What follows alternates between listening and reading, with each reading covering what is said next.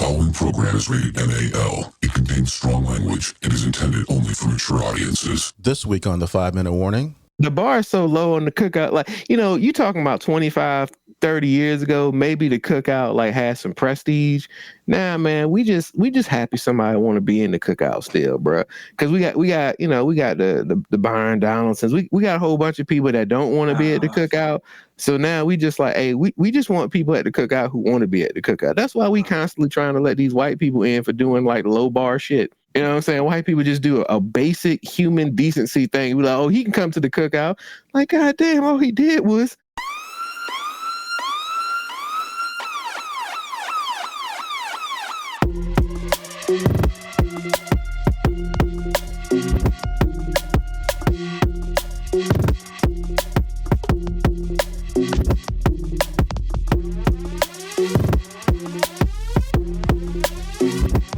Show that gives you everything and nothing at all.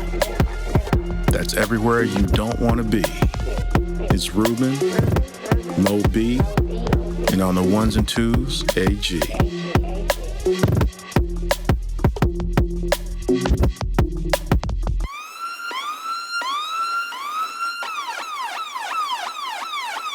The 5-Minute Warning. Welcome to a brand new episode of 5-Minute Warning. Once again, welcome to the great show that we do on Sundays. My name, as always, is Ruben, bringing you a whole bunch of craziness along with my peeps and all the other stuff that we do on a daily. Man, football season's gone, man. It's tough. This intro stuff is hard without a football. But as always, my man, my mellow AG's in the house with us. What's happening, y'all? I mean, hold on, man. Look, I think I'm gonna need to do a wellness check on you, man, because you came out flat, bro. You was kind of like, well, how y'all doing? This old bullshit ass show. I mean, I ain't say it was a bullshit ass show. You didn't, but that's what your tone did. Because usually you're like, what's up, y'all? Blah, blah, blah. This is your man, Ruben Brown, whatever. Everything's so much energy, blah, blah, blah. And he's like, yeah, this is a bullshit ass show. Well, I'm glad y'all with us on Sunday. I don't really want to be here. Call it a bullshit ass show. But I mean, bro, you have never, even when the Commanders lose, you never sounded this bad. Here's what it is, man. I know what it is. What is it? I just sat here and watched both the NCAA tournament reveals. Okay. And I'm not excited. Well, you're still missing football. I mean, it's like, Well, no. The problem is, it's not that I miss football. It's the fact that I really miss college basketball. Okay. But my life has just gone in such a way where college basketball is just falling off for me. And I'm just kind of like, I'm sad about it. Why is it falling off? It's really been good. I guess because, for a long time, going to college and just being a avid college basketball fan, like, yeah, I'm just in it. But the last couple of years, I'm just kind of like, meh. And it's just, no, don't get it twisted. Once like the first week goes through, I'll probably be better. But yeah, man, it just didn't have the pop like it used to, man. I mean, help me understand why. I mean, first of all, who are you pulling for? Or does it matter to you? Well, I mean, ODU ain't in it, so. Okay, well, that's to be expected. But I mean, is there a particular reason why it's not popping for you? I mean, it's just, usually this is like March Madness. It's like the greatest time of the year. And now I'm just kind of like, where's the UFL start? Wow. Minor league football. What? And I've never, ever been like that. Because I think the UFL is okay, but not like I'm waiting. And I think a lot of that, unfortunately, has to do with the fact that the Commanders are actually decent. I thought that was a good thing. It is a good thing, except I'm ready for them to continue to be decent. But I got to go 6 months without them playing on TV. I never thought I'd feel this way, man. I thought your whole life was built around one day that you would be in this position. That it goes to show, man, like, for a long time you want stuff. And now when you get it, it's like, What? I don't know. It's just so weird, man. Like, there's not, Dallas ain't doing no crazy shit. Like, I mean, we're whoa, actually being good. whoa. Why does Dallas have to do crazy stuff for you to be okay? This is about the Commanders, bro. I know, man, but usually when the Commanders suck, it's all about how shitty Dallas is. So, like, You are exactly what Moby says you are. it has been so long since the Commanders have been good. It's almost like I don't know how to react to the fact of us being good. But you've been witness to this the entire season. This is the off season. What are you talking about? And I wish the draft was tomorrow. Well, it's next month. Man, the draft is 6 weeks away, bro. I'm just saying. You're killing me right now, bro. You're killing me. I'm killing me. That's all I'm saying. Look, man. Let me run down your life in broad strokes. You have become a homeowner. You are as grown as ever going to be. Yeah. The Commanders have drafted correctly. They have a new owners, and everything is cool. The first round draft pick that you got on QB, which rarely happens, is all world. Played well, got to the NFC Championship game. Everything in the offseason that's happened is wonderful, and you're sad. Because are you serious right now, bro? Well, I never thought I'd ever say this. For real. No BS. For the first time in the offseason, man, I miss football. And I've never been like this. You've never missed football in the offseason? No. When your team sucks, why would you miss that shit? Because you're a football fan. The off seasons are actually really exciting to me. Now that I understand the salary cap, or I'm understanding the salary cap better. Well, I mean, yeah, but that's cool. But it's like now, it's like, I mean. First of all, hold on a minute. What's up, Mo? How you doing, man? Chilling, man. So all the dominoes have fallen. Not all of them. For the most part, they've all fallen. So it's kind of just like, 6 weeks to the draft. Okay. Gotta plot along now. You know what? I'm not gonna go to the sunken place with you. You bang the teacup all by yourself, homie. All I'm saying is, this is the first time I felt this way in a very long time, and college basketball is not doing it for me no more. It's just now I'll watch it. It'll be great. It'll be great TV for 3 weeks. Okay. Don't get it twisted. But the excitement. It just ain't there. Understood. And I just wish that I wish that I could find that excitement again. But you know what? We're gonna continue on, and Lord knows, once again, I'm gonna repeat myself, and I can't believe I said it before. UFL can't get here quick enough. And that's some sad shit. That's some sad shit. That's some sad shit, man. That's it. I want nothing to do with this conversation right now. Yeah. Because I'm like, okay. You started it. You can't wait for minor league football. Okay. All right. That's sad, right? That's sad. That's some sad shit. I've learned a lot about you in these 5 years, sir. It's kind of Rubening. So, okay. Well, I've never felt this way about this shit ever. But it tracks, sir. It tracks. But okay. Okay. What's going on, Moby? Nothing, just listening to you find something to bitch about.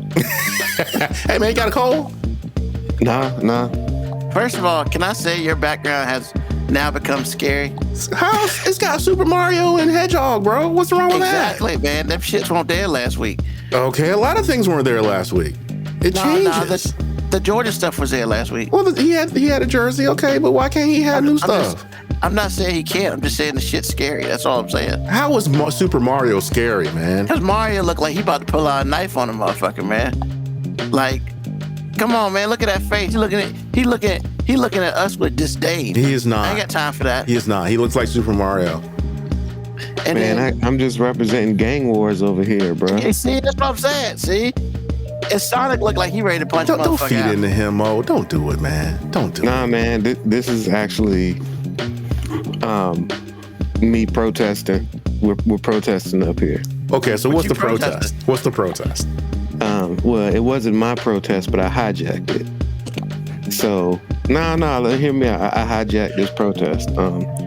My youngest daughter is currently mad at me, and she was like cleaning her room because like we were telling her to clean the room, and she's mad at me. So she came up here and put like every stuffed animal that like she's ever got up here. So I'm just like, hey, you just gave me a background. You know what I'm saying? I got a couple dinosaurs over there, a teddy bear over there. I'm like, hey, I'm gonna make this shit work. Like, you, just because you mad don't mean I got to be mad.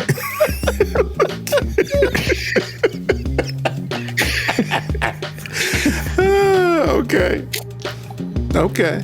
But they still don't look scary though. Nah, they chilling, ain't they? I mean, I thought they were. They look like Sonic the Hedgehog and Super Mario. They just look like they ready to choose violence. That's all I'm saying. I mean, maybe they are. I mean, actually, they're just like, just chilling, really. I mean, if you think about what their characters represent, they're like the ultimate masculine figures, man. Like, Sonic was always trying to get his coins, and Mario always ready to lay that pipe. So, I mean, they're like the ultimate masculine figures. I will never look at Mario the same again after that comment, sir. Super Mario is always ready to lay that pipe. That's got to be the intro. I mean, he been trying to holler at Princess Peach for how long? That's why he's saving her ass, turning himself into fire and shit, trying to get that for JJ.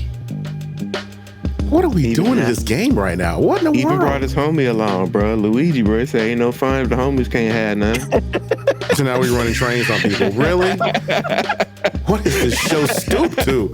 You know what? Okay. I mean, it is weird that Princess Peach is the only woman there. And then you got a mushroom cloud. I'm just saying, and Mario had ops, you know what I'm saying? Bowser, yeah, he had ops. AG is judging. I can't unhear it. I can't unhear. Now every time I see Super Mario, I'm like, especially when Luigi's in. No, man. Okay, this is what we're doing. Hey, man. Hey, sometimes Mario be burning. You gotta get something to burn, man. I mean, and apparently he hadn't gotten any. He's always prepared, but apparently he hasn't gotten any. I mean, I'm just saying he was the first video game Viagra. I'm just saying because he would get that one mushroom and he would grow.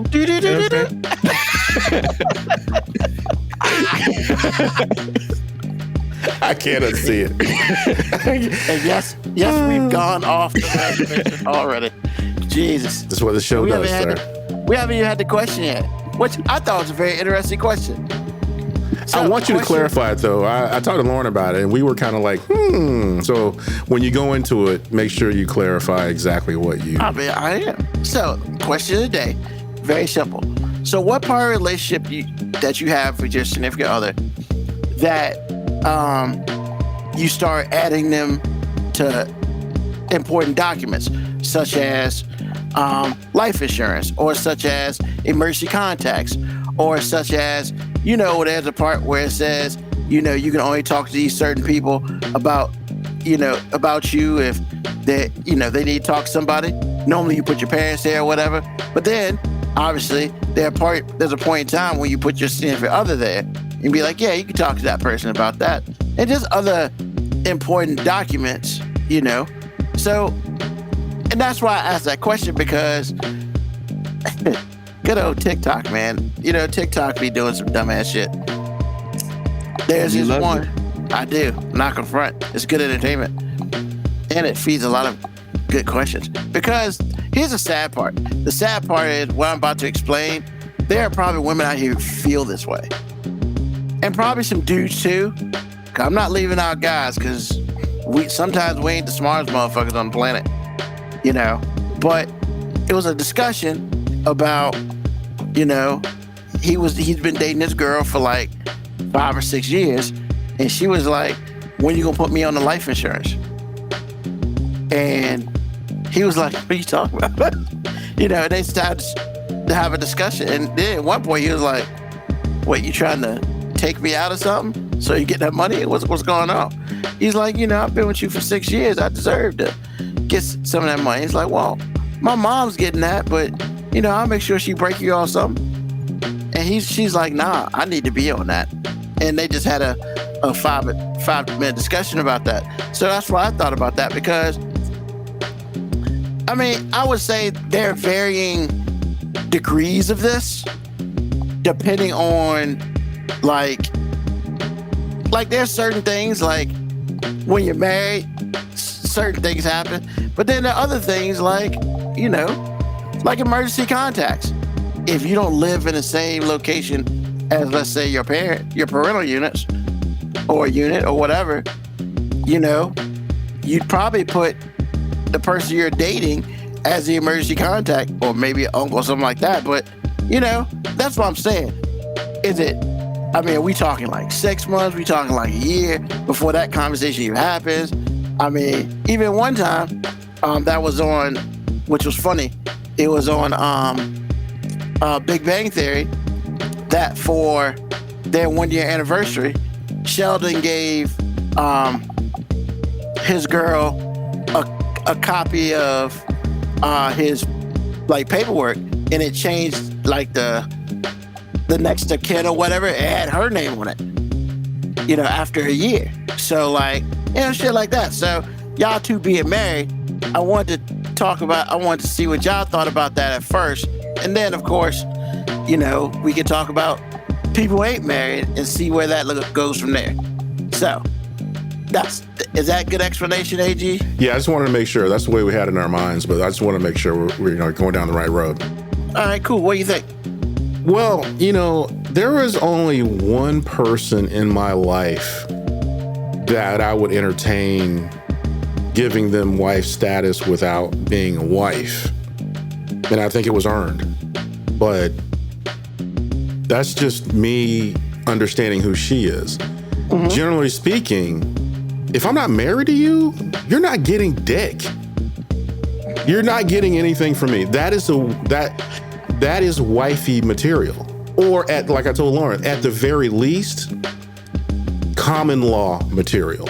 Like, we've been living together. We have a shared space. We have shared this or that. We've bought a house together, all the things. Maybe even there's a child involved. 7 years has passed, or how many ever years it is in this state of Virginia. Then you're my common law wife. Then all of that stuff she has earned through time and, you know, proximity. We live together. All those things. Yeah. But I will say this, and this is why I leave it to the actual wife part. For me personally, if I'm with you that long and we're not married, there's a reason. So as long as there's a reason, I'm not building a life insurance policy around you. Are you stupid? And the other thing that bothers me about this, when are women gonna stop being in this you owe me mode? What the fuck is wrong with you? I don't owe you anything, because I promise you, if the situation was reversed, it would be all kinds of hell I had to pay.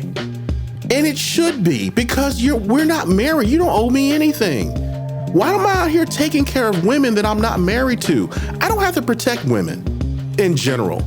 I have to protect my wife. If you're a rando, which is everybody that's not my wife, I suggest you find somebody to help protect yourself, because it's not me. It's not my place to do so. So if bullets flying and I take off, that's a you problem. If bullets start flying and my wife is involved, I have to hug her and take them bullets. So at least she'll have a fucking chance. That's my job. I don't do my job. Man, when I go to work, I work for Lipton. I don't work for Louisiana. I'm not doing anything for them. Man, these women out here thinking that we owe them because they have a vagina is the most ridiculous shit ever. I owe my wife. This is the only woman that's ever I am going to feel an obligation to. Now, if I'm like, you know, if we're close and we've been tight or whatever, and there are women out there, you know, a few, that it's like, okay, I can understand that, and I break you off something because, you know, whatever, I get that. But I don't owe you anything. So for this dude, it's like, for her to make demands on his life insurance policy? No. Because I promise you, if my mom was still alive, like, actually, I don't even have to say that.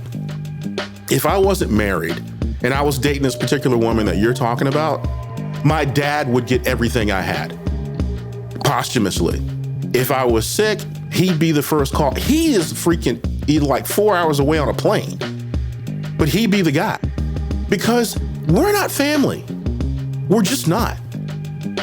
Because I'm out here, like, you can build a family in your mind so you'll get something from it.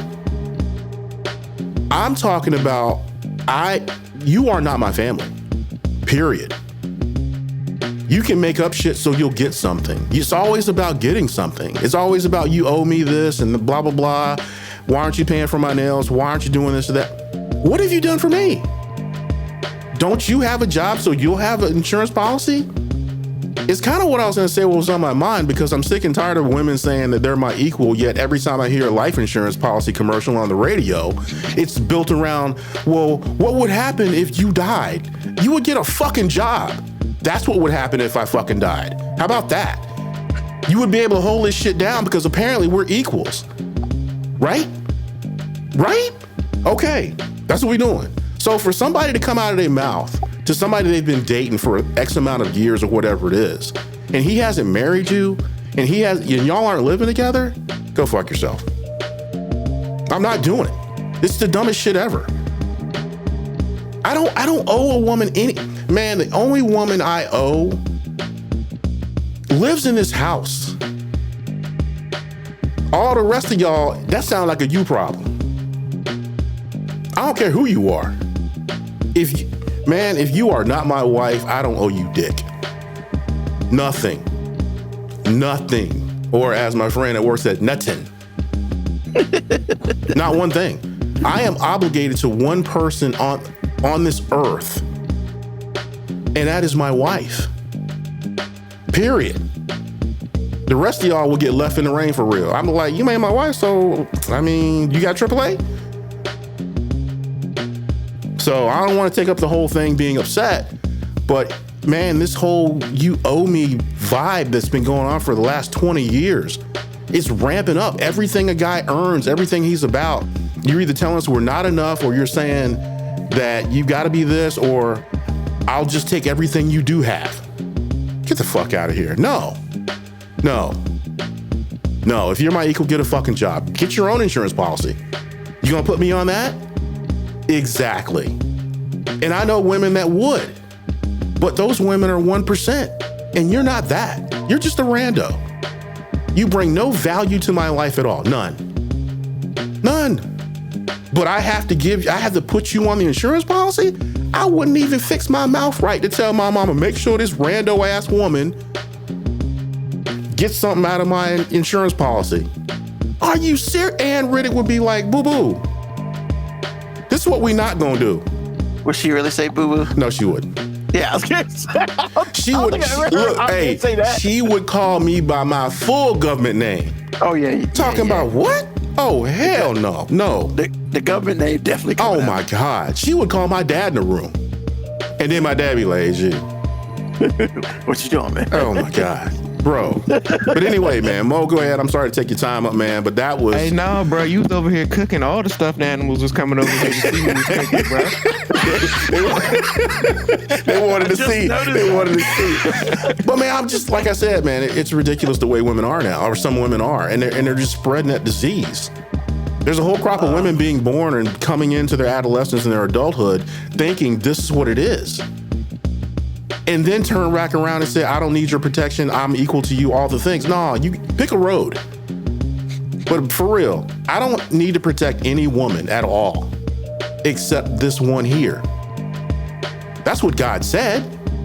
So, okay, I'm good. The simple answer, Ruben, for me is,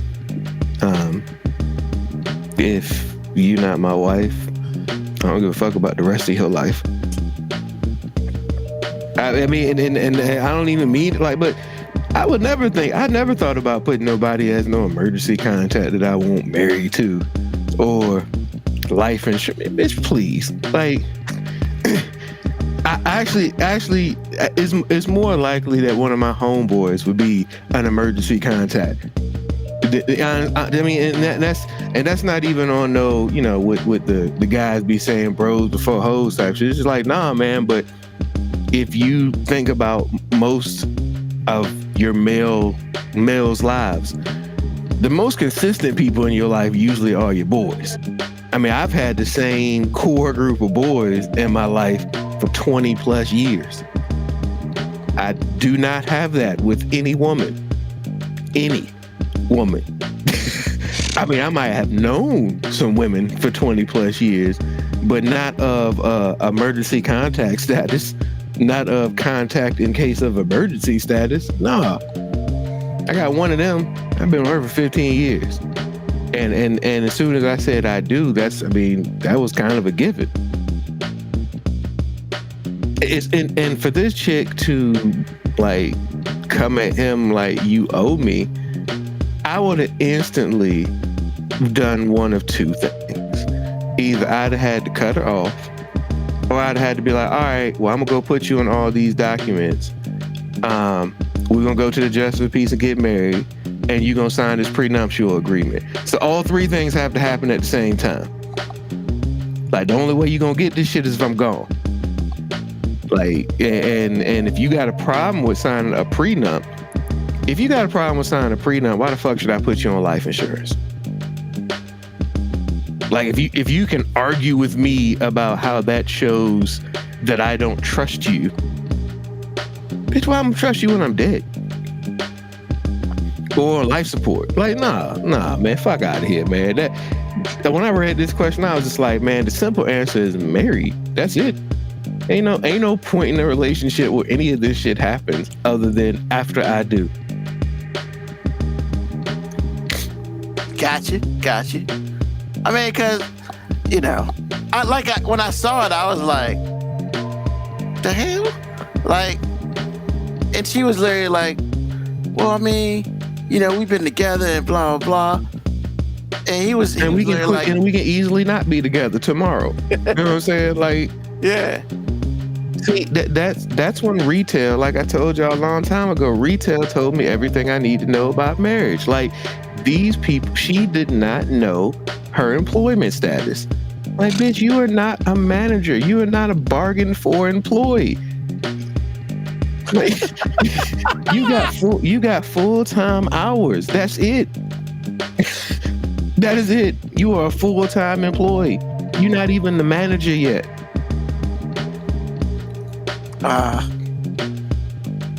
Hilarious. I mean, I'm with both of you. Like, I mean, my parents are all on my shit. Like, and honestly, real talk, because I'm single and I have no children, technically, it doesn't, you know, if I ain't got nobody on, the shit goes to them. Because they're my next of kin. They're my immediate next of kin.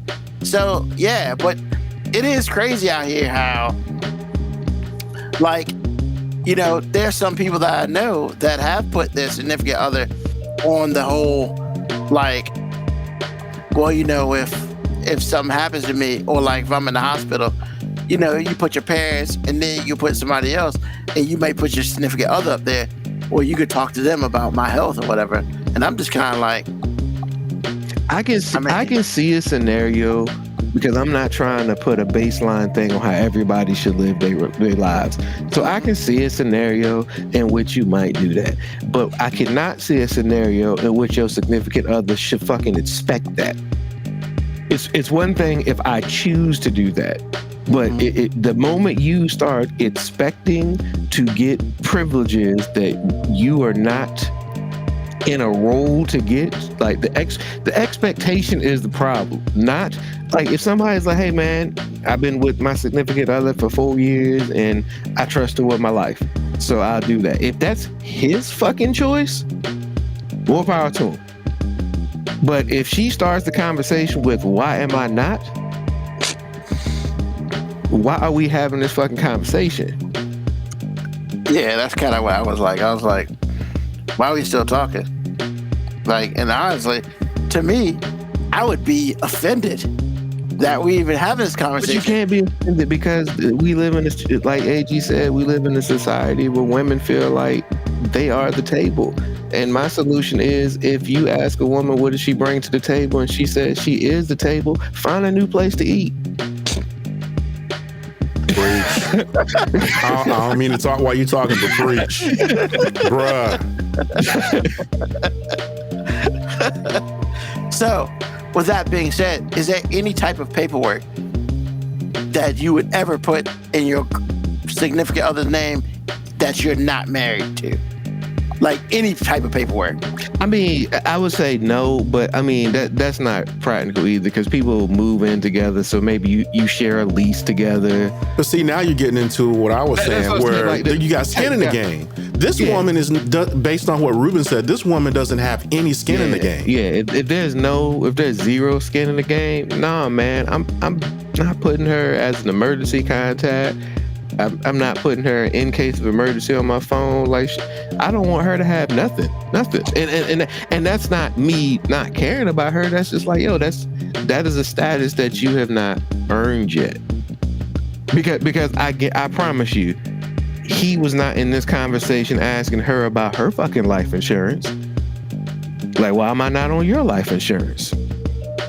Why am I not your emergency contact? Why am I not your next of kin? Because first of all, as AG said, guys don't fucking think that way. Like, I'm not saying, oh no, if something happens to you, what will I do? I'm thinking if something happens to you, I will be incredibly sad, hurt, and distraught. But I'll figure this shit on out. Like, I mean, ain't nobody gonna feel sorry for me for too long. We don't even feel sorry for male widowers that long. I mean, I know that's going to a whole nother issue, but we don't. I mean, not really.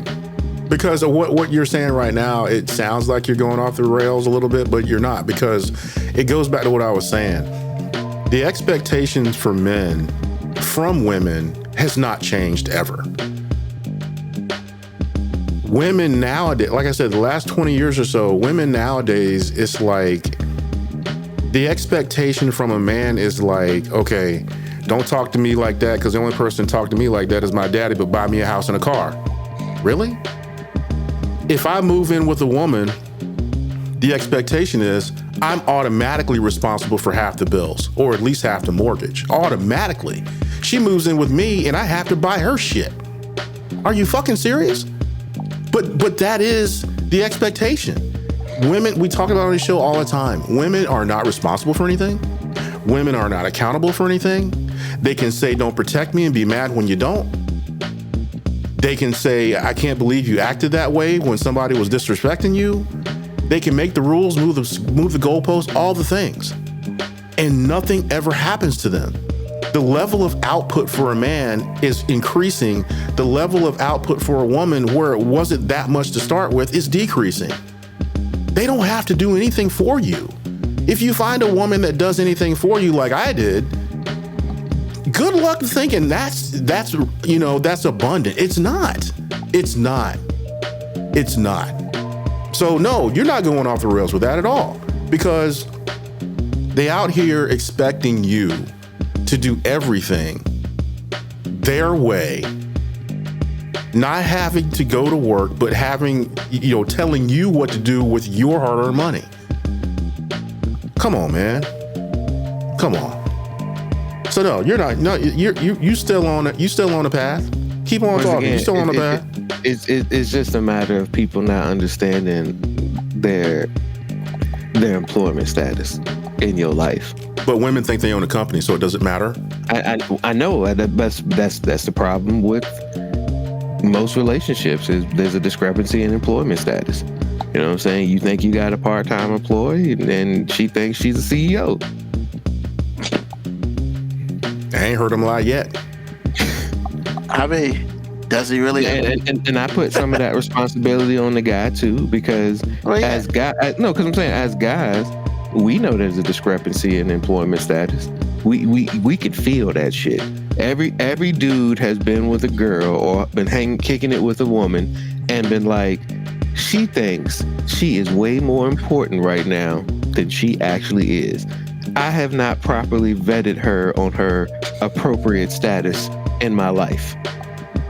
You know what I'm saying? You introduce her to one friend and she think y'all steady. And it's like, nah, we just happen to see old boy at the movies and I won't gonna be rude. You know what I'm saying? Like we didn't plan this.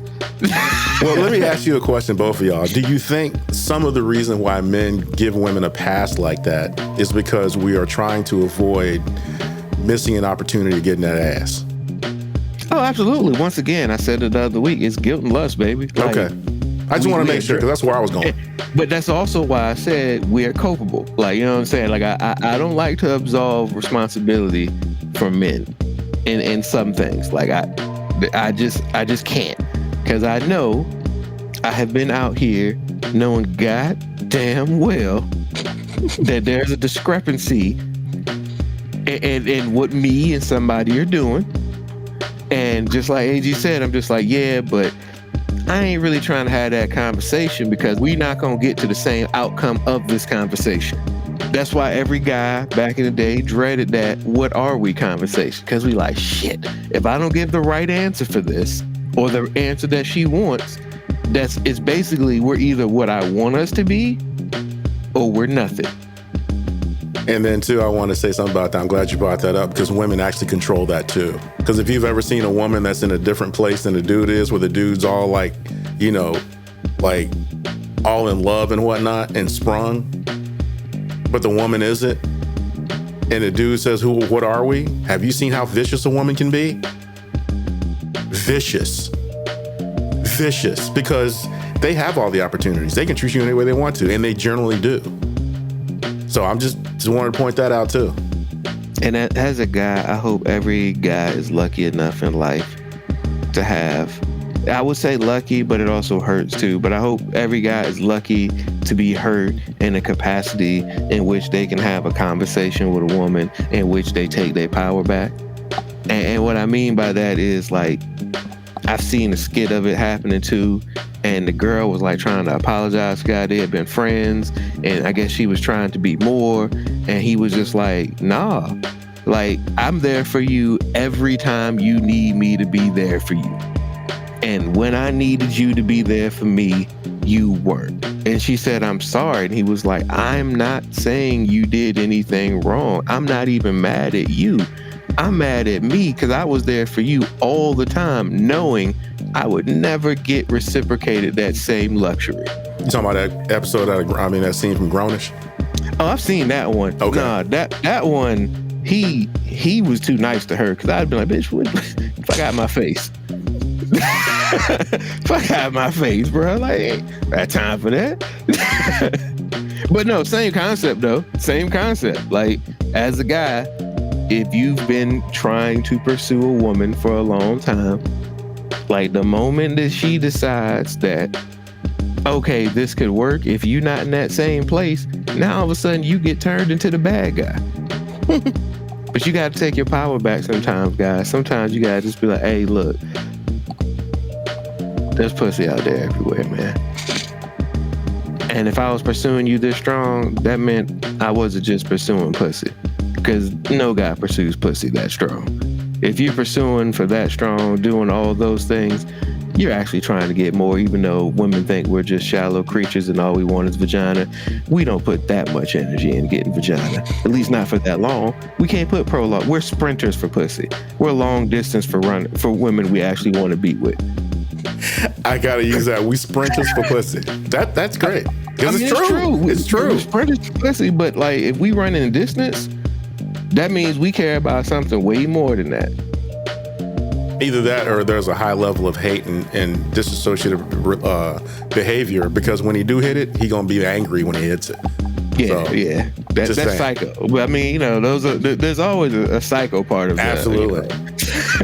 You know? If somebody waits a year just in the cut, when they hit it, it's gonna be bad. And it's not gonna end well for her. I promise you it won't. What Eddie Murphy say in that skit, like when women try to play hard to get, and eventually he stops wanting you, but he still wants to fuck you. There you go. And when he hears that noise, ooh, yeah, absolutely. Then you can act a fool. Then you can act a fool. You can. That's where you take your power back. But I think Mo is talking about something different. But that is one moment that you can take your power back. Oh man, Eddie Murphy Raw is such a great stand-up. It really is. Awesome. So, one more thing real quick that I'd like to talk about is that, once again, you know, I just, not that I realize it, it's just like, yeah, man, you know, even though crap happens on TikTok and all these videos and stuff, unfortunately, there's somebody out there who 100% believes this shit, and they live this shit, and it's the worst shit ever. So, like, of course, I'm looking at a TikTok thing, and like, to me, I was already done, because the woman was like, she asked her baby daddy for money because the lights got cut off. Okay. And he said no. And she was like, why not? He was like, she was like, your kid live here. And he's like, you got a whole husband that lives there. And I was like, what the fuck? Like, and then she's like, well, my husband's doing what he's supposed to be doing. Not if your lights off. And then she was like, she was upset because she then was like, but you're telling baby daddy, well, your child lives here. What do you don't care about your child? And I'm thinking to myself, what? Me mentally, I'm writing all this shit down because, you know, maybe it's time to get my child out of that shit. You know, if I was that type of dude who wanted to do that. But I mean, I know what video you're talking about, and honestly, I feel like we had to, if that's real, we had to only get part of the story, because I can't see no scenario in which, if I'm in that dude's position and she's like, hey, my lights out, can you pay for me to get my lights out? My answer would absolutely be no. And then my next response would be, I'm coming over to pick up the kids. Exactly. Because I absolutely care about the kids, and I understand that you and your husband might fall on hard times. I'm not trying to judge. I ain't trying to say he's less than because shit didn't happen. You know what I'm saying? Like, I ain't trying to say I'm above that. But you're right. I do fucking care about my kids. So I'm gonna come get the kids. They'll stay, and when y'all get y'all shit back together, we go right back to the normal custody thing that we had. But for right now, I do care about my kids. I care about them so much. I want them to have electricity, and I currently have it. And if you have a problem with that, then I'll question, but do you care about your kids? Yeah.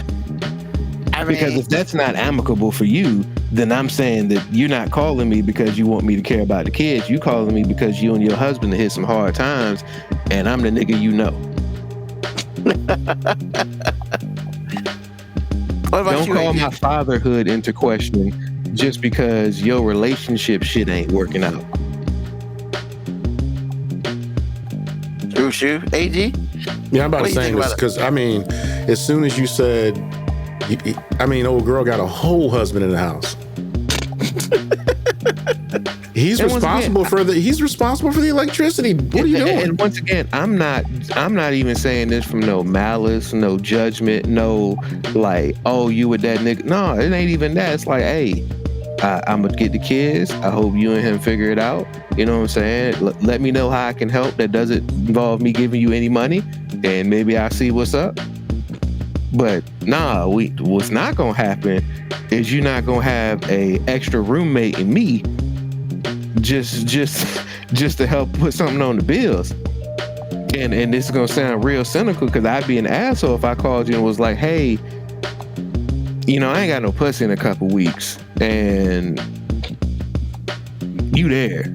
I'm just saying, like, you know, like if I give you a little bit of this rent, you know, a little bit of this electricity money, you know what I'm saying? Like, you gonna come help me out on this Saturday night when I ain't got shit jumping? Yeah, I mean, it's got to cost you something. If you got to be a cuck for it, then be a cuck for it. And then if your husband is willing to let you pay it, you should probably leave his ass too. No, that's a whole nother podcast, sir. And like I said, man, I want to emphasize that at no point in time will this be a judgment or an attack on their life circumstance, man. Because, like, shit happens, man. Yeah. But, like, as soon as you brought the kids into it, I'm like, you goddamn right. They ain't got no power right now. Hey, we gonna come get them. Matter of fact, my mom gonna come pick him up real quick. I'll come pick him up from her house. You know what I'm saying? The kids would not be there. You ain't got to worry about the kids not having electricity. We'll figure that shit out. Actually, if you let me have the kids, I'll roll that into full custody because you can't get your life together.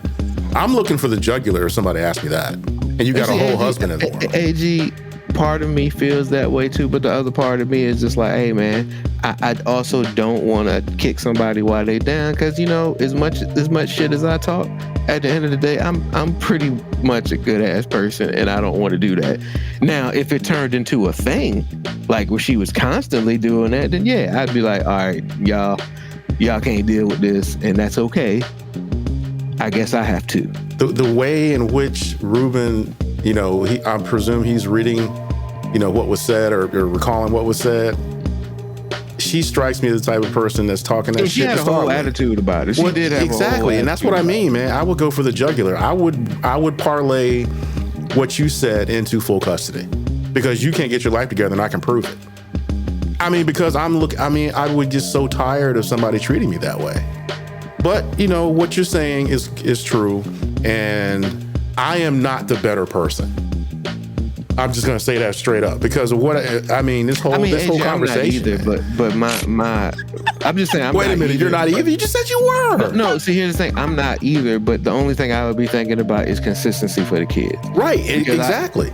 Because I do understand that no matter how amicable I try to be and just say, hey, you know, they can't take care of shit, so the kids are gonna just be with me. I do realize that most people who have the attitude that she has ain't gonna make that shit easy, and it's gonna be more trauma for the kids because they're gonna do everything. You know what I'm saying? So yeah, you're right. You're right about it. Would have to be a consistent thing for me to take that step. If this was a one time, you know, they fell on some hard times, and now she just happened to have an attitude about it. All right, we not together no more, so I ain't gotta fucking deal with your attitude. I can figure out how to get the kids straight right now, and then go back to our normal scheduled lives. But yeah, I just, you know, custody hearings are never easy on the kids because and there's only one reason that they're not easy on the kids, and is judgmental it is for me to say, it usually is the guy. If the guy actually really wants custody, he's not generally the problem at custody hearings. He's just not. Understood. So, with that being said, you said you would get the kid out, or the children. What if there are multiple children and they're all not yours? Doesn't matter. My kid matters. Period. I was going to say, would you just take your kid? Yes, because again, that's the only one I have a legal right and responsibility to. Right. I couldn't go take somebody else's. I mean, she can call her other baby daddies, right? Here's the thing: if I'm assuming that they're her kids as well, so even if they're not my kids, they're siblings. The person in me would be like, hey, I don't want your brothers and sisters struggling either. So if I could take the other kids, but I don't have any legal bearing to do that. Okay. So I could just go over there and be like, hey, give me all the kids. All right. But I'd be like, hey, that one and that one, they can come with me. And I mean, figure it out. And how would you handle a situation in which, because I saw this up there too, whereas you have one kid by baby mama. Baby mama's got 4 kids. All right. You want to take your kid to Disney World with you. And baby mama's like, what about the other 3? How would you handle that? That's not even an issue. They're not my kids. So if you want to take the other 3 to Disney World while I'm taking mine to Disney, then you got it. If you want them to all be together, you can take your 3. I got this one, and we good. If you like, hey, I don't want them to not hang out with their siblings, cool. You know, get their daddy to put in on that, or you take care of that, and we good. There's no discrepancy there. There's no argument. There's definitely no argument gonna happen. Because I'm going to assume if I'm trying to take them to Disney, I have some type of custody over them anyway, even if it's just for the weekend or something. So, well, I mean, because when they're on my weekend, then we going to Disney. Like, there's nothing to even discuss. So, this woman did do that. So, and here's what got me, man. She was like, dad's like, yo, I'm taking my kid with me to Disney World. She's like, what about the other 3? But the other kids ain't mine. And then he was just like, you know what? You get a G, I'll take them with me. So he's like making her pay for it, which, I mean, first of all, 3 kids and a G going to Disney World. I'd be cool with that. But you know what this chick did? This chick explained it and had the nerve, the absolute nerve, to do a GoFundMe page for it. Hey, give me money so mom can have a week off. What? Hey, Ruben, I'm gonna say this, and it's gonna sound like it might sound bad. I don't give a fuck how she get the money. That's her prerogative. Like, because we're not together no more at this point in time, like, any judgment I have towards how she chooses to live her life is over with. I mean, I don't care if she got to suck a couple dicks and get that money so she can get the week off. That don't have nothing to do with me. I hate laughing over y'all, man, but sometimes. Oh my God. He didn't put his hand down. He was like, I should have just muted it. Oh my God. I'm just saying, but I don't care. Like, because you're selling that part, Ruben, as if I'm supposed to like look negatively upon her, and I don't care how she gets the funds. She's no longer in my life as in that role, so she don't owe me nothing. No explanation, no justification. There's not gonna be no judgment. There's gonna be no judgment for me. It's like, it is what it is. I don't care. I'm not gonna ask accountant how you got this money. As long as I only pay for my kid. Exactly. So I like I said, man, it's just like the expectations are wild. Because what I refuse to be is I refuse to be what we antagonize about them. And what that means is like being judgmental and attacking their character just because we not together no more. I will never do that. That's not who I am. You know what I'm saying? If we not together no more, I could give 2 fucks about what you out here doing now. And you don't owe me anything. Like, I'm just not the judgmental type. Like, hey, we not together for a reason. Don't matter what that reason is. We ain't together. So however you choose to live your life, if it's however you want to, cool. As long as it don't affect me and mine, no qualms. I'm not gonna judge you, not gonna talk bad about you. I'm just saying, like, Ruben, you've known me for 20 plus years. Have I even talked bad about an ex before? No. You know what I'm saying? It don't matter what happened. But even then, it's not me talking bad. Like, I might say exactly what happened, but as far as like personal attacks on people, man, I don't do that, man. I'm not saying I'm above that. I'm just saying that gives too much energy to something that shouldn't matter no more. Like, I'm just not in the business. I'm too lazy for that shit, man. It's hard enough for me to just be out here being me. He said I'm too lazy for that shit. Oh, hilarious. You got anything to add, AG? No, I'm not even putting that much thought into it at all. I'm not. This is my kid. This is what we're doing. Those kids can fend for their fucking selves. I mean, did you call the other baby daddies? And if you're doing stuff with the other 3, let me know. I'll come get my kid. Because for me, all these calls and all this stuff, it just drives me to just come get my child. Because I feel like you don't want to do the fucking job.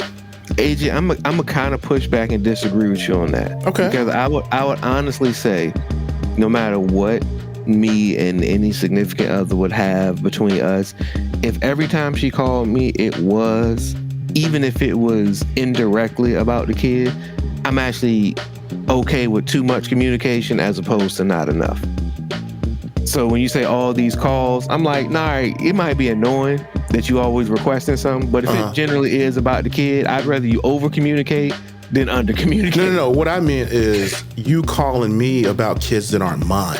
Oh, okay, yeah. I don't need to hear about. No, I'm not talking Johnny. about. I don't need to hear about Johnny. Right, exactly. So that's what I mean. It's just you know like, what I'm saying? Hey, they might be cool. You know what I'm saying? They my kids' siblings, but I mean, that's just what they are. You know what I'm saying? They play cousins as far as I'm concerned. And I think the thing that triggers me is they always lead with demands. No one ever asks anybody anything. Yeah, I'm good.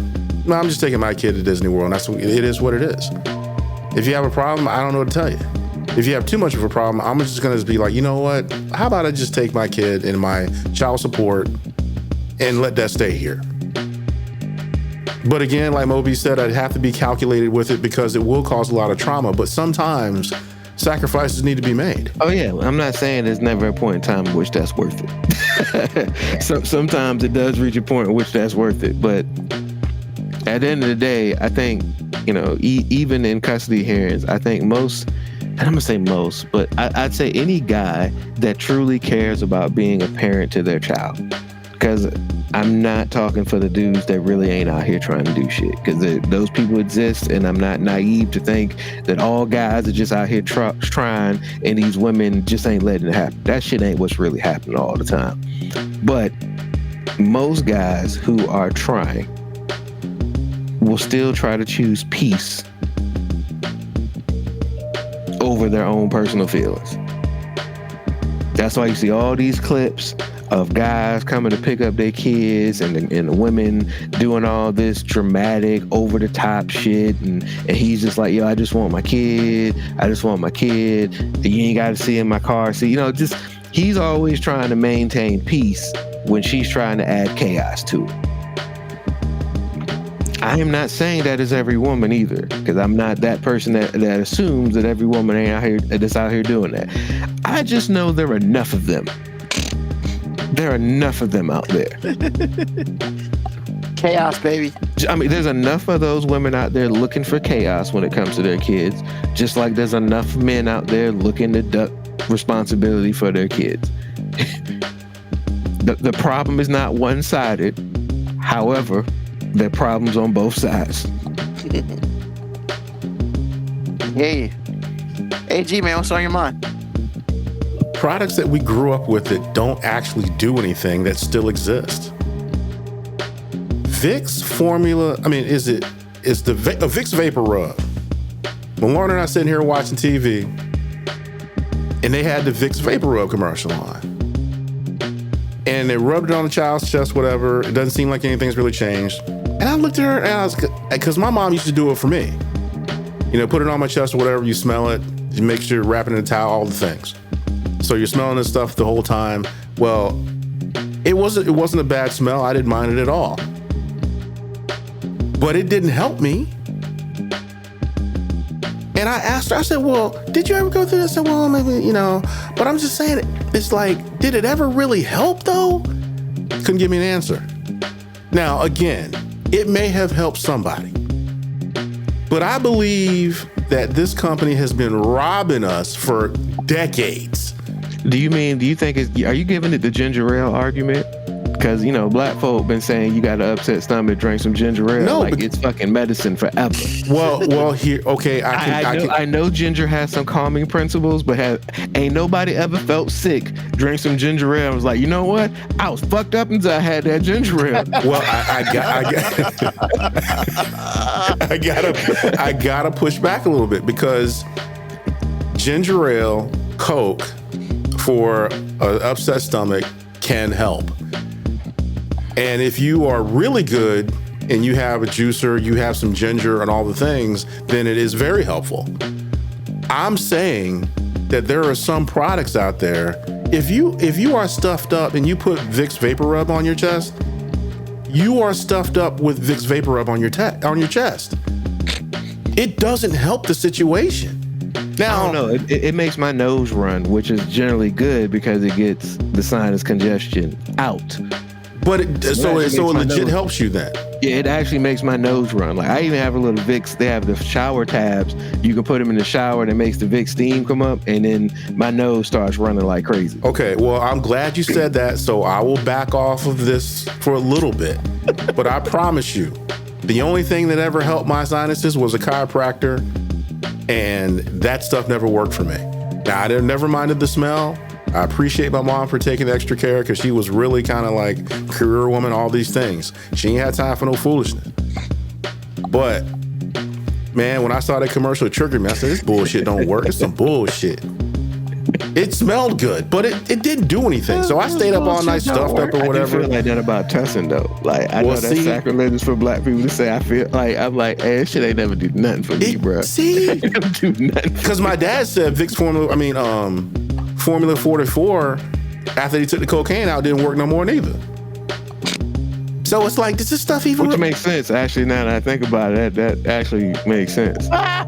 So maybe back in the day where they had like hardcore street drugs and this stuff, maybe it worked. And Moby. But for the rest of us, yo, It's not a man. miracle worker. That Vic stuff ain't a miracle worker, but like, Man, the way they play it though, come on, when man. you desperate though, you want any relief, even if it's just a Exactly, little but it's relief. not. It's the relief. It doesn't do anything. It's like for Fives, like when your nose starts running, it's like okay, but then as soon as it's stuff. Yeah, it's like 15, 20 minutes later, I'm congested again. 'cause exactly. I'm not smelling good. That's not effective. So my thing is this, man. I respect the hustle, but vapor rub is some bullshit, man. That's what's on my mind. It is, man. It's some bullshit, man. Once again, man, you're not gonna be talking about all these old school home remedies, man, because they'll take your black card for that shit, bro. Dude, okay.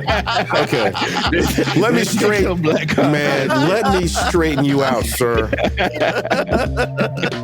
When I haven't had my black card since I was in 5th grade. Oh, Jesus. So, and I ain't never got it back. I'm not invited to the cookout. I'm just nobody. I'm in purgatory.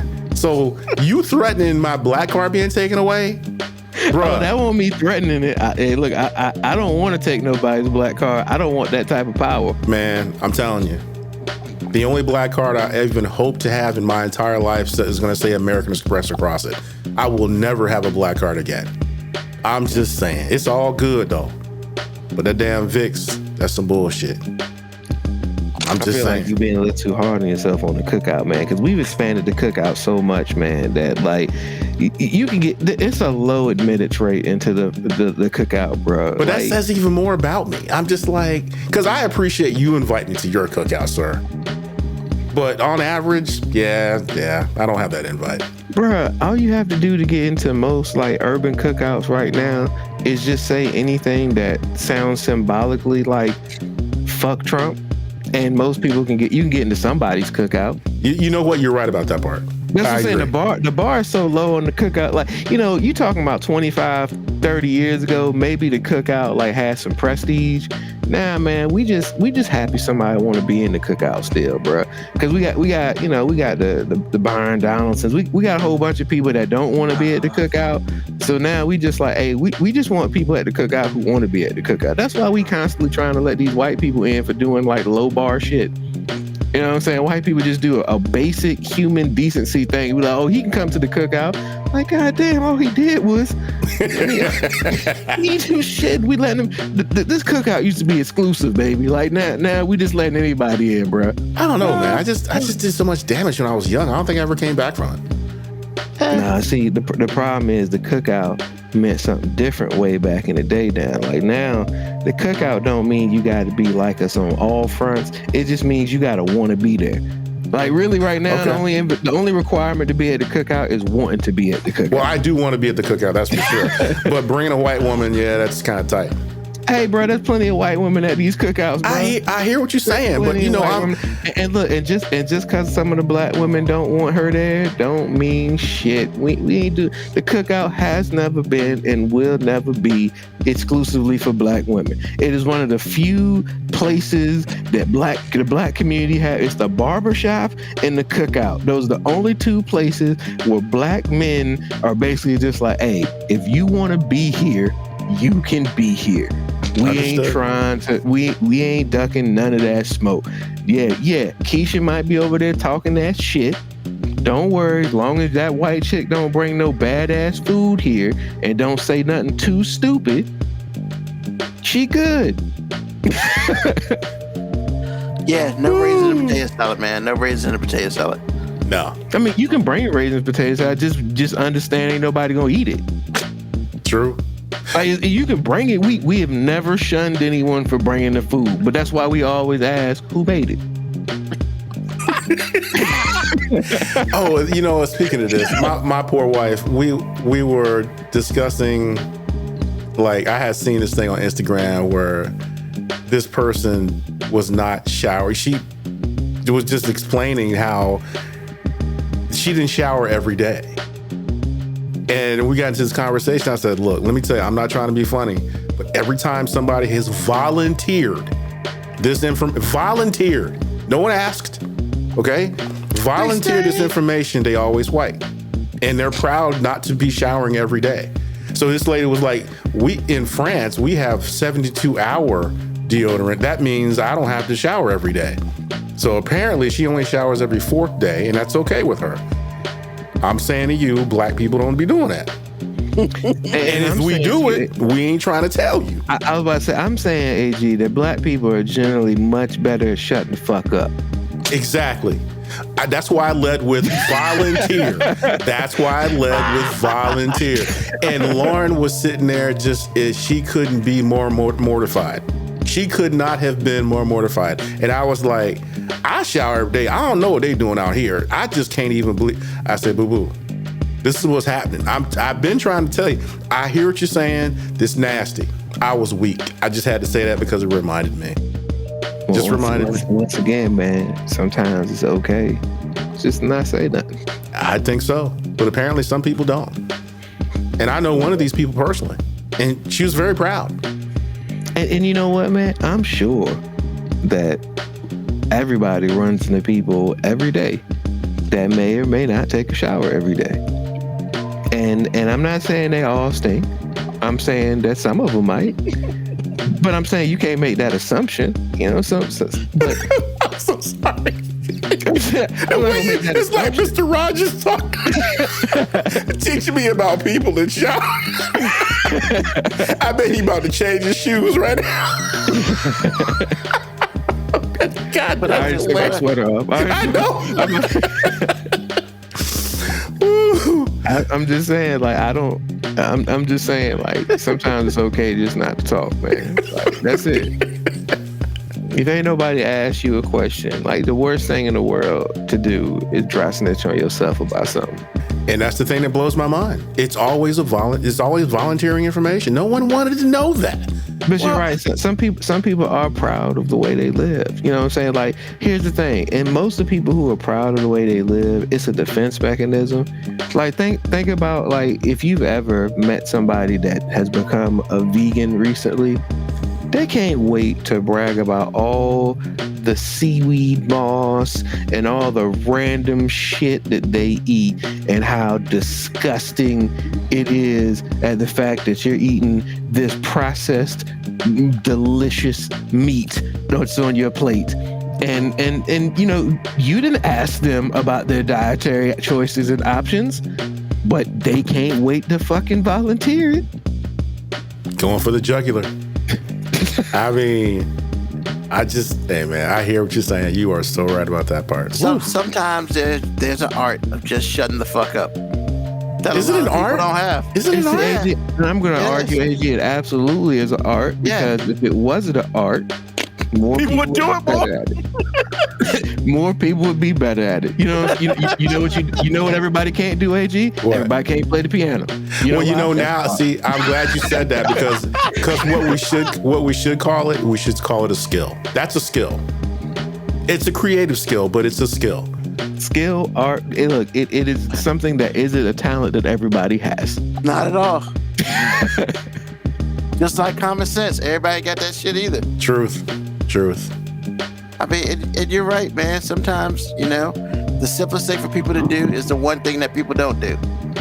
And sometimes shutting the fuck up is the simplest thing to do, but people just fight it. And it's like... Are they fighting it? Yeah, because they do it. Because you don't... Hey, man, if you talk about something else and somebody just blurts out, I ain't take a shower today, what part of the game is that? Like, what are we doing? What it is that somebody wants somebody to accept their choice.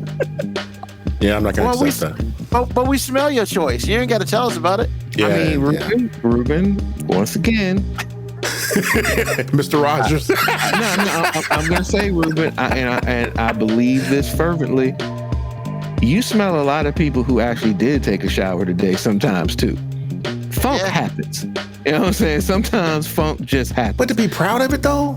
See, AG, I'm not saying be proud of your funk. What I'm saying is Ruben's making an assumption that everybody he smells didn't take a shower today. And I'm saying that's not an assumption that you can make. Some people just stink. Some people just don't apply the proper stuff like deodorant. And you know what I'm saying? I am one of those people. I am one of those people. Because I promise you, anytime I forget deodorant, and sometimes I have, it's like, oh man, that's why I keep deodorant at work. I'm covered, man. Well, first of all, one, you understand that about yourself, and two, I'm pretty sure you don't go around telling everybody. I don't, and that's what blows my mind, because I'm like, why would you share that? Exactly. I mean, you just shared the podcast listeners, but that's different. All he shared was that sometimes he forgets to put deodorant on, which is why he has extra deodorant at work, so he's never anywhere in which he doesn't have deodorant on. And to honestly, me, that was almost like a low-key flex on his intellect. Like, hey, I know that I may forget, but I make sure that even if I forget, the deodorant is in a place where I can readily get to it. And actually, it becomes an issue. I don't know if it's the flex or not. It's the fear, because I know I just stink. If I don't do the right thing, oh my God. Oh, Ruben, this is a warning. Shaving issues are about to come up. I'm warning you right now. You asked me to warn you, I'm warning you. Oh man, you're talking about your nuts again. I'm just saying that is that is one of that. It's going to be brief. All I'm saying is. I see what you did there. Brief. See what you did there. I want to come to the cookout, man. Y'all need to leave me alone, man. I don't want the black card back. I just want the mac and cheese, man. Come on, man. Anyway. But no, that is one of the reasons why I shave hair, because, and for me, I don't know about everybody else, because it holds on to a lot of dirt. And so, my workflow is shave, deodorant, showers, all the things, because, bro, I glow in the fucking dark. It's awful. And I don't know, and I'm sure every human body goes through this. That's not my point. My point is, how can you be proud of this? How can you broadcast it? But I think I don't take showers every day. Yay me. Are you serious? But I think the point, AG, is, hey man, you understand there's a weakness, but you have done everything in your power to make it not a weakness as best you can. And as long as you don't go around telling every motherfucker that, you know what, my balls smell like a goddamn sewer today, I think you're fine. Because when it's all said and done, if you're telling everybody your balls smell like a sewer, guess what? Everybody will smell your balls. And nobody needs to know any of that information. Just let them smell your balls and just assume. I mean, I'm just curious, these people who are proud of not taking showers all the time. I'm sure there's a study somewhere that shows, like, you take too many showers, you can, like, wash too much stuff off of you. But I'm going to say, as somebody who takes too many showers, like, that's a chance I just have to fucking take. I'm just saying, if somewhere down the line, somebody's like, oh, man, you got this cancer because you was taking way too many showers, I'm gonna be like, yep, I earned that shit. Like, hey, I'm just saying, like, I took a chance. You know what I'm saying? I was out here living, bro. Exactly. Jesus. All right, appreciate you, AG. God knows. Mo B, man, what's on your mind? Hey, bro, like, this being a parent thing is never ever ending, man. All of them got your teddy bears, man. Yeah, man. Actually, like you got your crew. Yeah, but I say I feel like I'm a they now. You know, because it's more y'all than you. Exactly. You know what I'm saying? Like now I'd be okay if somebody gave me a pronoun of they, because I'm like, oh, you talking about Sonic, Mario, this little orange dragon shit with fire up here? Like, we are a crew now. Are y'all a gang? I mean, I prefer posse, I think. I prefer posse. Yeah, I'm just saying, like, because gang has a negative black connotation, but back in the day in the Western movies, posse sounded cool as shit. But we adopted that word, though. Yeah, I know, but I'm taking posse back. Yeah. Okay. I mean, shit. Mario Van Peebles used posse. I'm pretty sure he'll be glad to give that shit back to you. I mean, plus, I got a white dude with me, so that don't make us a gang. We a posse. We're some hooligans. That's what we are. Hooligans. Ruffians. Oh, God. Hoodlums. Nah, man, what's on my mind is, man, like, being a parent of 2 teenage daughters is like, I've always liked to think that I was pretty empathetic of mental health issues. And now I feel like I'm even more so, because having 2 kids who are so drastically different in how they approach life makes me feel like I am bipolar. Not them. I am bipolar. Because I can go from one room where somebody is manically happy to another room where somebody is depressed and the world is about to come to a fucking end. And I can do that in the same hallway. Like, just not even have to really move that far. So in this weekend, I've had like the extremes of parenthood happen in one weekend.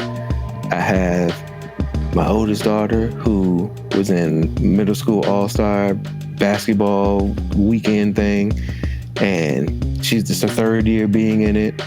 First year she was lost. Second year she felt like she didn't belong. And this year, the first game she played in, she bawled out. Like, just showed her ass. Like, all the hard work. I got to see how happy she was. It sucked because she also sprained her ankle, so she couldn't play no more over the weekend. And they had already told her, like, she was already going to be voted, like, all tournament. And this after one game. Like, she bawled. But, I mean, sucked that she couldn't keep playing. But look, I was just happy because she, you know, all the hard work paid off. And as a parent, like, I get more excited for her accomplishing something that's more difficult than probably she does. Because I'm just like, you know, I saw the work you put in. I'm so happy about it.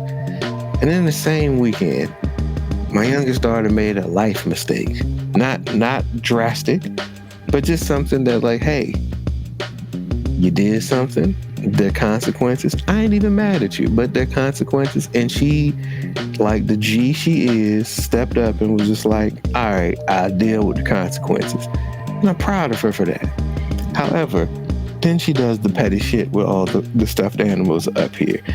I gave her like my old football jersey back in the day. And, you know, she loved having it. And then she threw that back in my room because now she's mad at me. And I'm just like, man, I just went from one extreme to the other. And first of all, she needs to really learn that this ain't the way to make me mad. Like, cause like, I'm always going to flip something like this. Cause like, she thinks she's a troll when she plays basketball. I'm a life troll.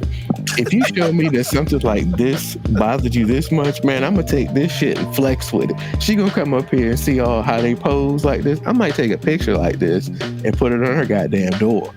Like, hey, me and the crew was chilling. Jesus Christ. I'm just saying, like, you know, because I am not a petty person. I am a petty parent. I just have to accept the fact that How I'm can a you petty split parent. the two? I don't know, AG.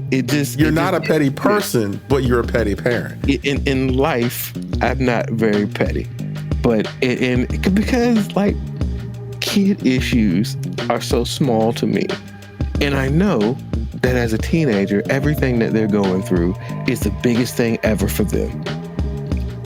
But I can't fucking care because it's so small to me. So I have to laugh at stuff like this so I don't get upset.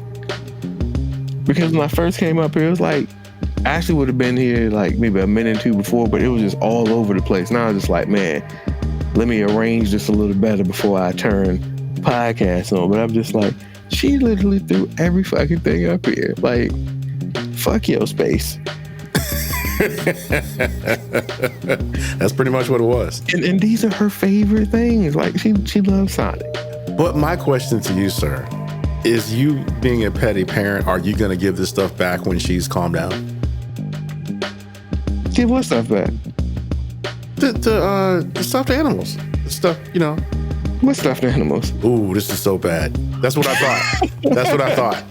Never mind. That's what I thought. I mean, she brought him up there. If she wants, she can come get him. Yeah, this is their new home.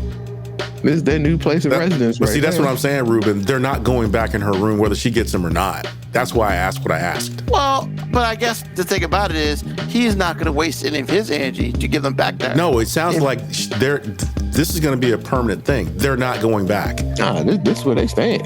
See?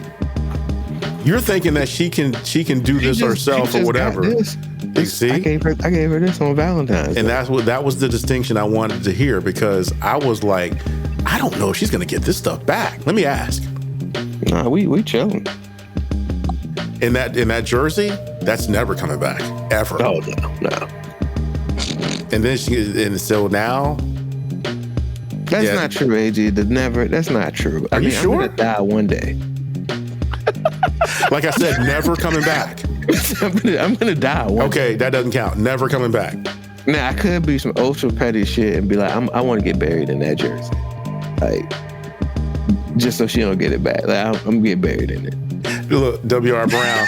Today's episode is brought to you by No Value Randos and Petty Parents. Do we have a new sponsor, sir? I just want you to know that the fact that woman just called me petty means the world to me. Why? Because there is no pettier person than her. So if I have met the petty approval from that woman, then I have done well. So you've gone to the next level. This is the next level for you. This is high level petty right now. And apparently me, Sonic, Mario, this random teddy bear, this dragon, and that other orange dragon, we here for it. We are here for this petty.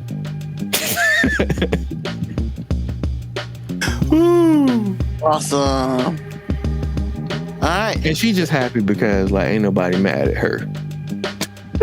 So this is not, y'all don't have to have a united front. This is all for you. Oh, look, man. In issues where like a punishment has to happen, like she is here all the time. So they're so used to her being the punisher. Like, so when there was something big, like she was like, do you want to talk to her? Which was code for, I don't want to be the bad guy here. And I accept that, you know what I'm saying? Because she's around all the time. And you know what? At the end of the day, I am okay with being hated. I am. And then, because like, look, if I don't get a hug tomorrow morning before she go to school, I'm not going to lose no sleep over it. But she would be, that'd mess up her whole day. Really?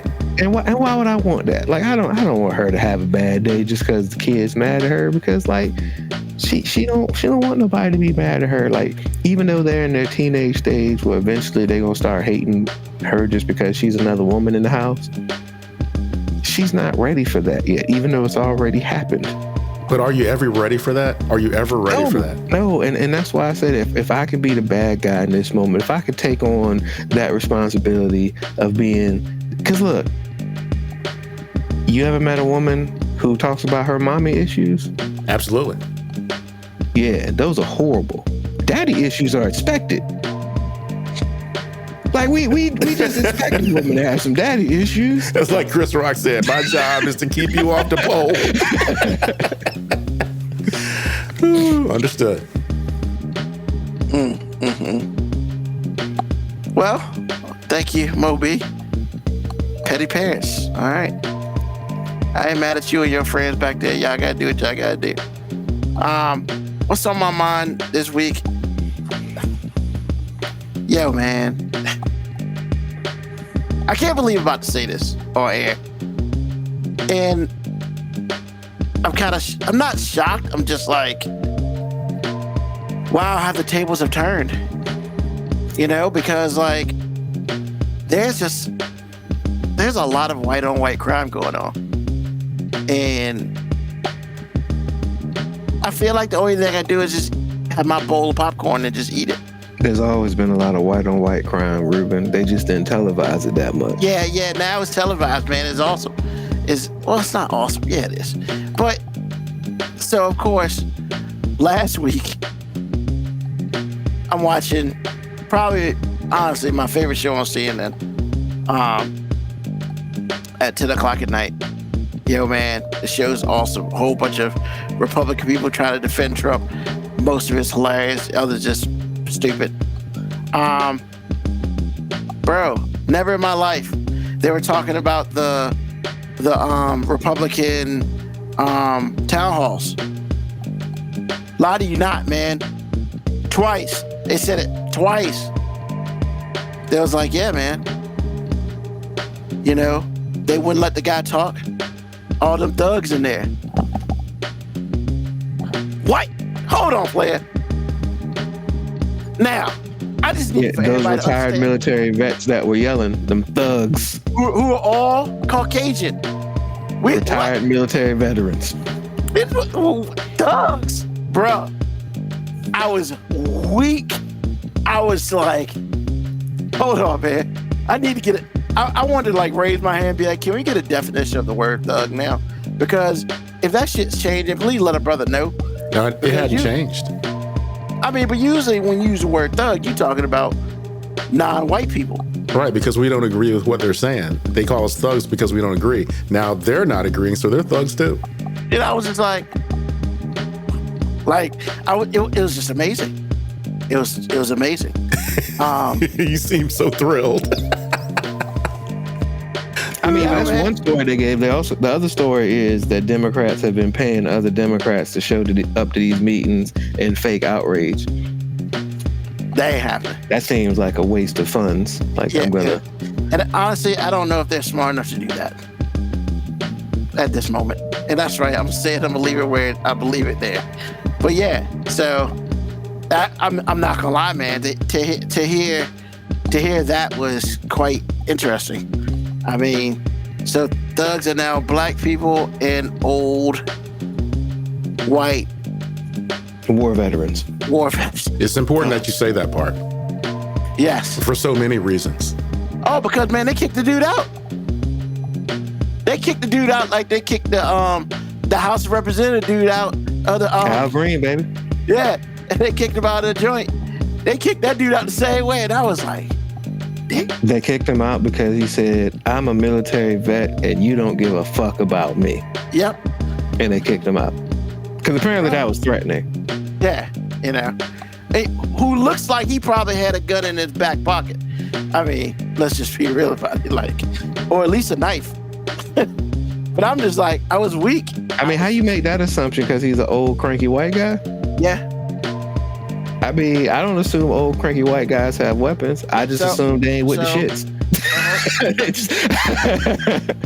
So, I mean, I know some old cranky white guys who grew up in the county, you know, and they usually carry at least a knife.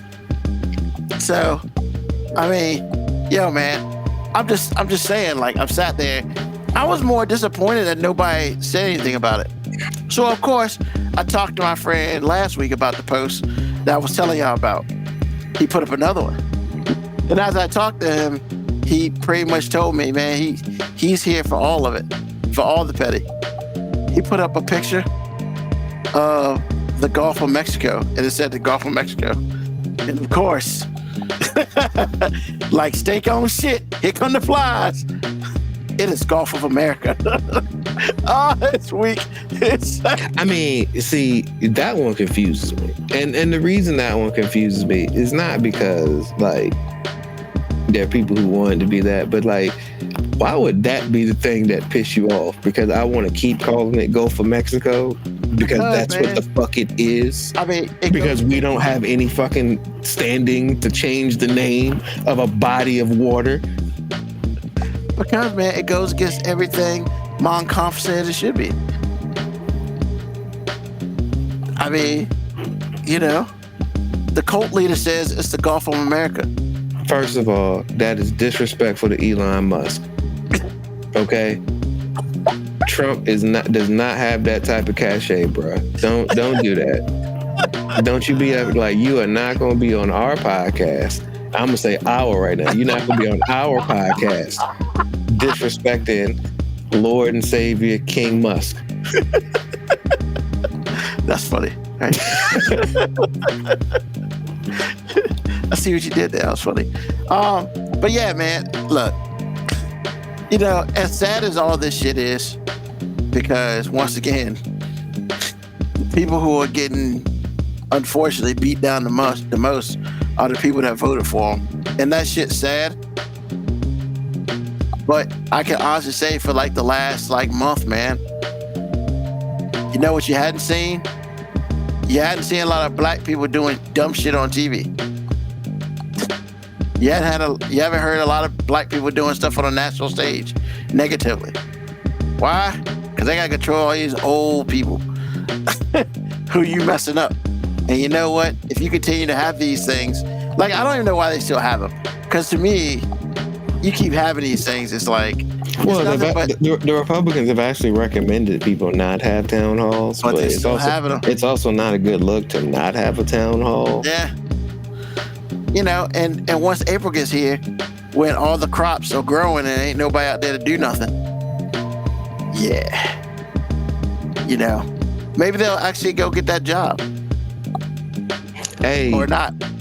Hey, just completely random. I was just watching the show and they were like, the thing that's been confiscated on the Canadian border more than, you know, the fentanyl that they were supposedly trying to stop, even though only less than 1% of fentanyl comes through Canada.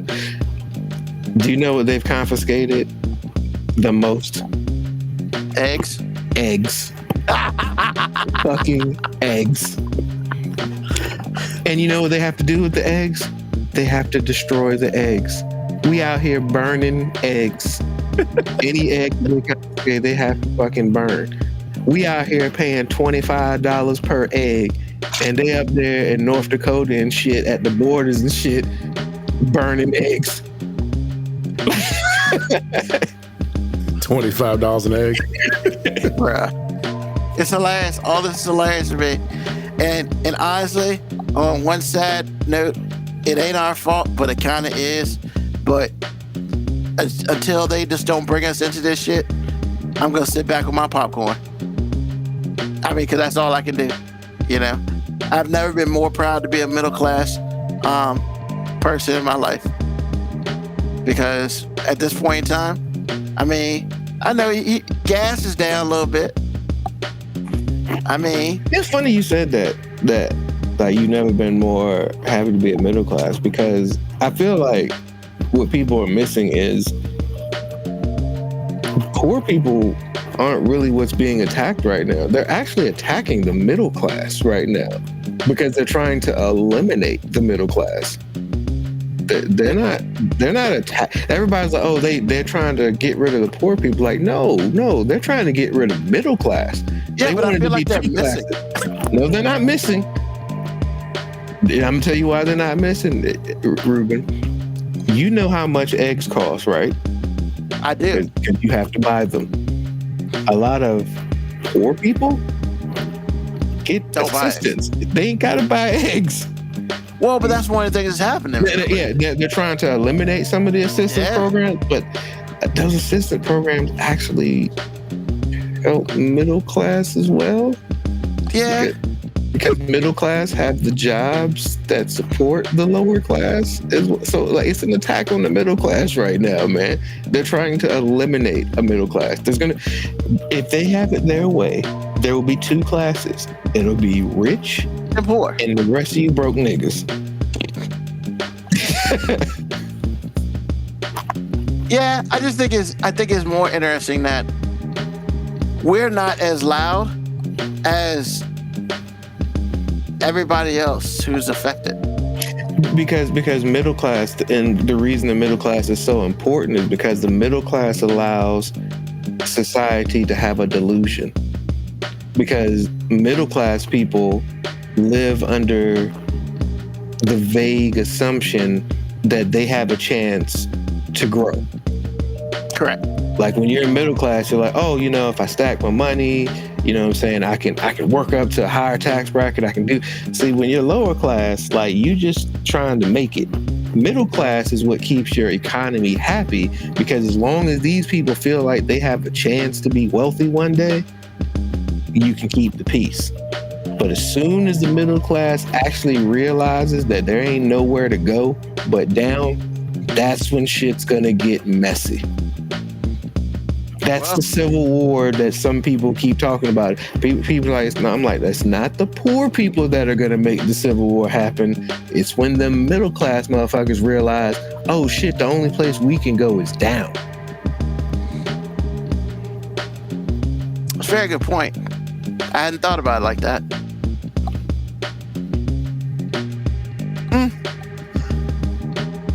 Well, I'm just saying, because being broke don't scare broke people. If you want to terrify a middle class white person, threaten them with being broke tomorrow, and watch how all of their morals and principles go out the fucking window. Broke people already broke. You can't threaten somebody with something they already are. it's very true. That's probably what I mean. I think I'm pretty broke, so that's probably why I don't feel that way. Interesting. That's something worth thinking about. Thank you, Moby. Ain't we lucky we got him? Yo, honestly, that is probably the most apropos song right now. Like the middle class is basically singing good times right now, and eventually the middle class is gonna realize, hey, ain't none of these lyrics reflecting good times. None of these lyrics are positive. Yet why are we singing them so happily? First of all, I don't think that shit happened. I think that song is dumb as I'm just saying, but the way the song portrayed, do you hear sadness in her voice when she's singing that song? Good time. Temporary layoffs. Good times. Good times. Hanging in a child line. Easy credit ripoffs. Good times. Scratching and surviving. Good times. Ain't we lucky we got him? Good times. Good times with the extra. Yes, you know what, Ruben? You just struck gold right there. That is the official middle class song of 2025. Good times. Official middle class song. It ain't even a poor people song anymore. It's middle class. Well, I do what I can. And then at the end of the credits, instead of that black painting where they dancing, that's also on the front of Marvin Gaye's album. What it really is just a picture of Elon Musk with a chainsaw. Good times. Not wrong. Not gonna lie though, I think it's very interesting that once again he's also being affected by that white on white crime too, man. Because here's the thing, I think we're going about this Elon Musk thing wrong. Because they're talking about how Tesla has lost 800 million or something in sales. That ain't nothing. No, I'm not even talking about that. But he's losing so much money on his value, and I'm just like, that's not the correct approach. Because taking Elon's money in that fashion just means he's going to double down on taking the money in the government contract way. Yep. Because my thing is he's not a fucking idiot. We can say whatever we want. He's not a fucking idiot. He knew this was going to happen with Tesla. You don't make a calculated move to be willing to lose this much money unless you know on the back end with all this shit you're doing with the government, you're going to find even more money. Yeah. The only problem that he's running into now is the third branch of government, which our president forgets about, is kicking in, and it's y'all can't do this. Nah, it's just a delay. It's just a speed bump. Well, they'll figure out a way to work around it. Yeah, they're gonna try. Have faith in the Lord and Savior, man. South Africa's finest, baby. I thought you were gonna say have faith in Congress. Because man, why would I have faith in them motherfuckers? Well, ultimately what's going to happen is they're going to get control to do that, and then they're going to start doing it legally, because that's the biggest issue. The biggest issue is Yeah, because the biggest issue is what they're fighting in courts is they ain't got the right to do it. They have to go through Congress. So it's just a matter of time for somebody's like, hey, let's start going through Congress. And it's well, But hey, what are rules? Rules don't mean shit. We don't have three branches of government. You listen to our president. I'm just saying. Yeah. I'm just waiting for the new juice spinoff when Elon Musk offs Donald Trump, and somebody walks up to Elon Musk and says, "You got the juice now." That's good. That's good. You got the juice now. Here's the crazy part, right? And I can't believe I'm even saying this because I thought about this the other day. If something happens to Trump, we got dumbass right behind him. I don't know if I want that guy. I almost would rather take Trump for 4 years than give that guy any sort of power.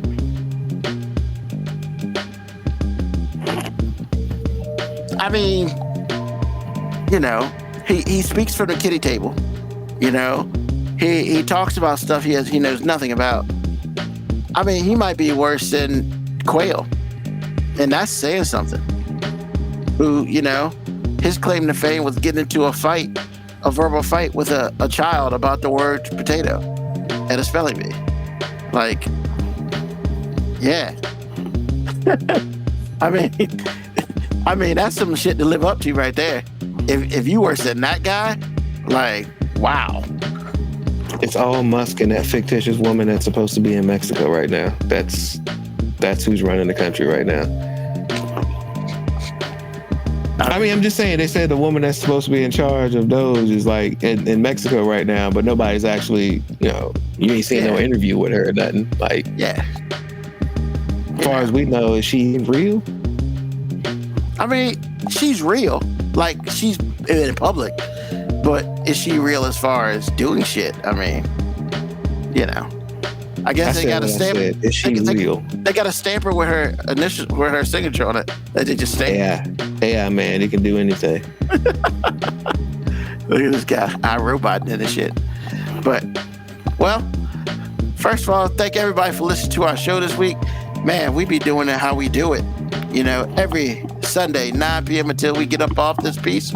You know, definitely come back every week to check us out, especially to see, you know, Mo being the animal menagerie that he's got growing over there. I'm kind of interested to see how much is going to cover up his screen next week. But, you know. Yeah, there's some more over there. Tell a friend, tell an enemy, tell somebody about us. Once again, Sunday nights, 9 p.m. Eastern Standard Time. Please feel free to go check us out at 5minutewarning.com.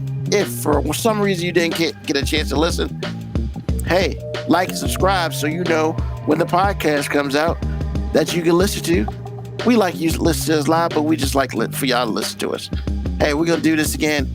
Same Ruben time, same Ruben channel.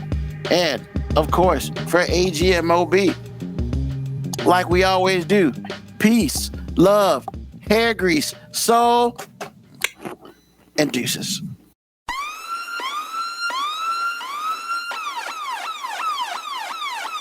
Email us at 5minutewarning19@gmail.com. And also leave comments on Facebook and Twitch. Search 5 Minute Warning. Contact us on Twitter at AG_FMW podcast, at Newsman25, at FMW 2019. Contact us on Instagram, Moby 5 Minute Warning, AG_5 Minute Warning, Newsman25. You can listen to the podcast at Apple Podcast, Spotify, or wherever you get your podcast. Thank you for listening. This has been another episode of